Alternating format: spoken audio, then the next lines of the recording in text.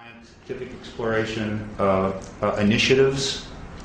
A man who's received far more awards than I could possibly list here, but which do include the Presidential Medal of Freedom nomination for the Nobel Peace Prize and a number of honorary doctorates.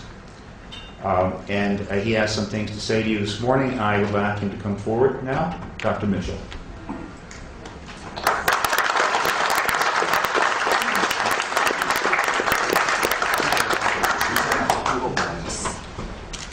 Thank you very much for being here.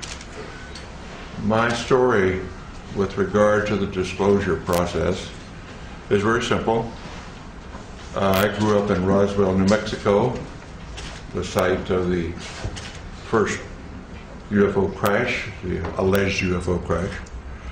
And my story is as a result of growing up there. I was a senior in high school, just going into my senior year in 1947, when on one day the Roswell Record announced that an alien craft had crashed, and the next day changed that story and said no, the Air Force said that was a weather balloon.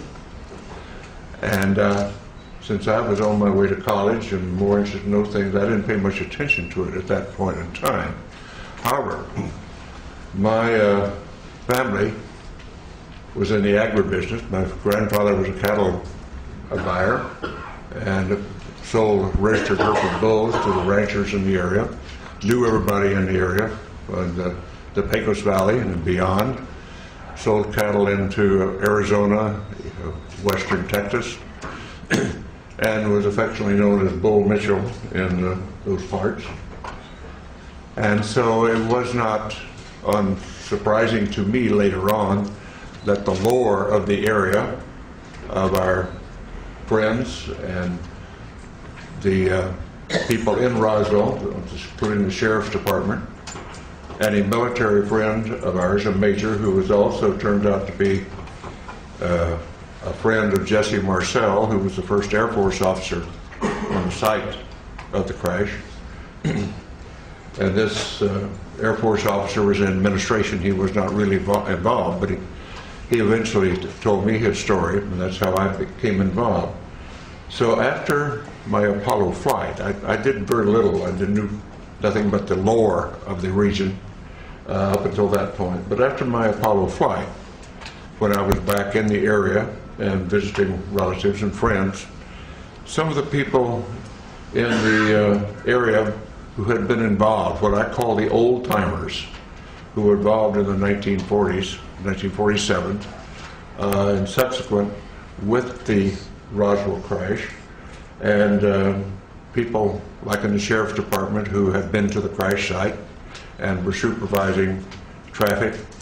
My friend and friend of our family, the major, who was an office mate of in the administrative function at Walker Air Force Base.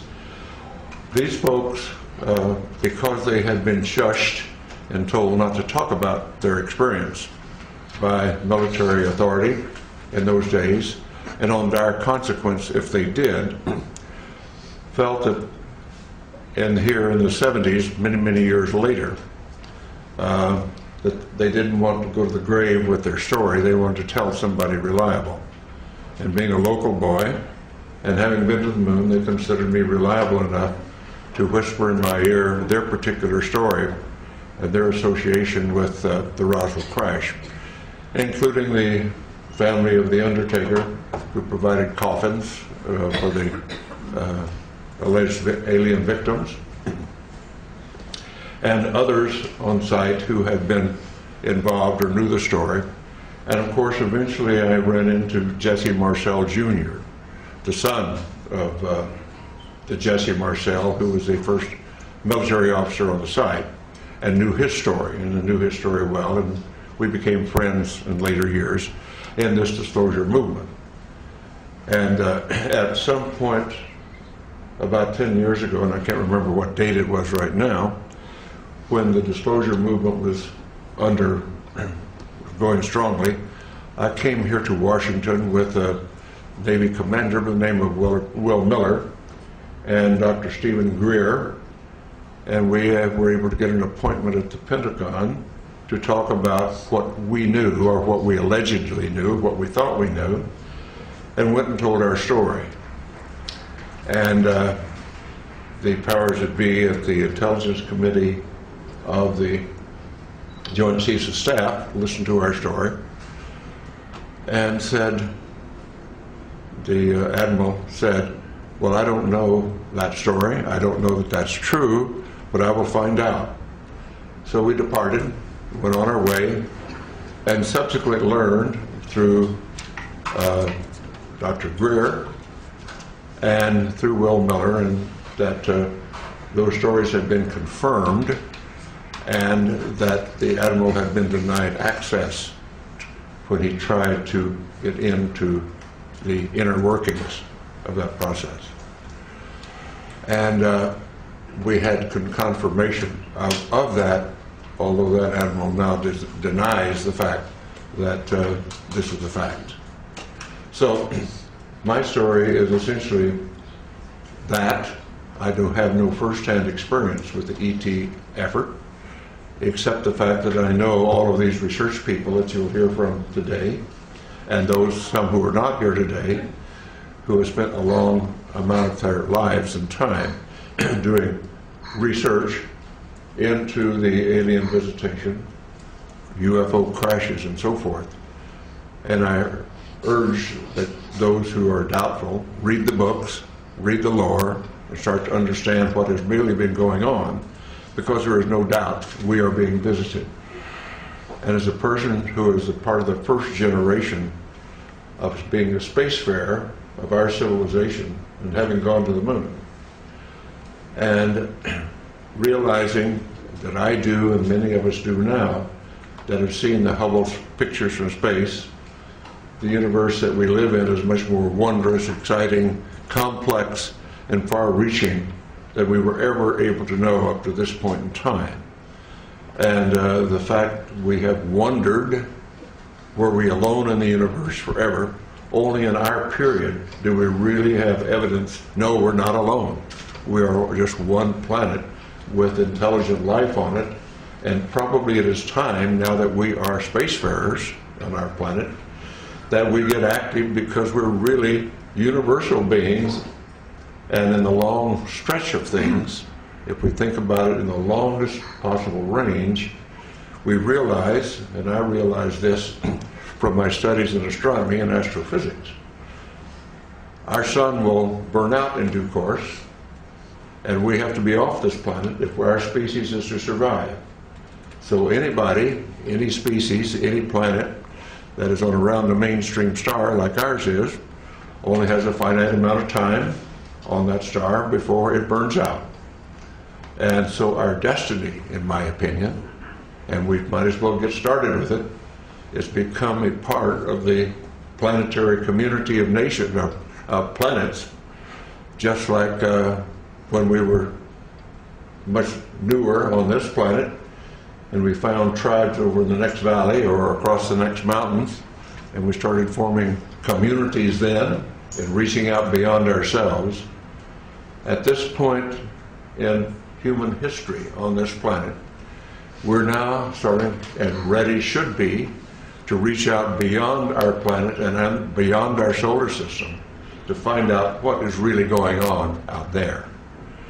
And the 20th and 21st century that we now live in, the beginning of the Industrial Revolution really didn't take off until the 19th century.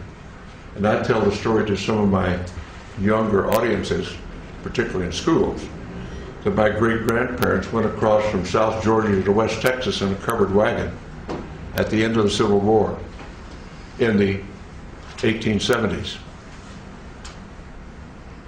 My family, my father's generation, was involved with going off the planet in aircraft. And less than 100 years later, I went to the moon. So some covered wagons to going to the moon in less than 100 years is a history of the development of our civilization in not our lifetime, but a couple of generations. And so it's time to start thinking in those terms. And particularly since now in the 20th and 21st century, we suddenly find that due to our expertise and our genius in science and technology, we have exploded our population from under 2 billion at the beginning of the 20th century to over 6.5 billion at this point.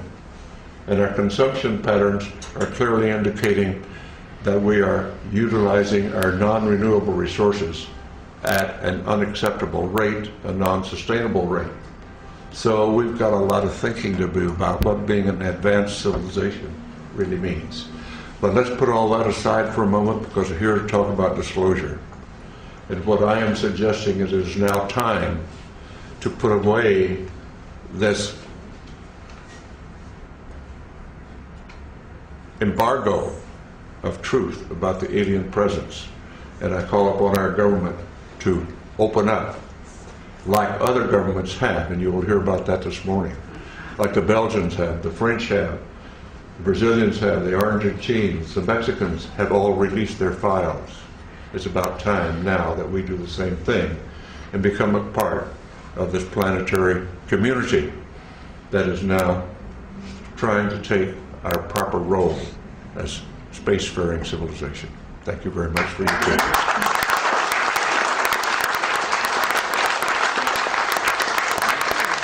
All right, now, would any of the media like to ask either of these gentlemen a question at this point? Any of the reporters? Yeah. Alan? Can you tell us, Dr. Mitchell, exactly what the locals of Roswell told you, if you could remember specifics? On the mic. Yeah. The essence was that the Roswell event was an alien craft, that it was not of this planet. That's the essence. What they really told me was their particular, each one had some particular part of it, like a sheriff's deputy was controlling traffic but heard from what the other people what was going on. The family of the undertaker told about the small coffins that were created for the alien bodies. And my Air Force family friend said yes, he had heard the same thing from Major Brazel. Each one of them just told what their portion of the activity was all about. So putting it all together, the sum total was, yes, it was an alien spacecraft. Thank you. Okay. End of the question? Just had another question about Sure. fellow astronauts talking to you about seeing space, UFOs in space. No, I have talked to all of the astronauts up through the Apollo program. And the only ones that have had UFO experience were in their Air Force careers, where were vectored to chase a UFO, never quite made it, couldn't quite get them in their sights or whatever.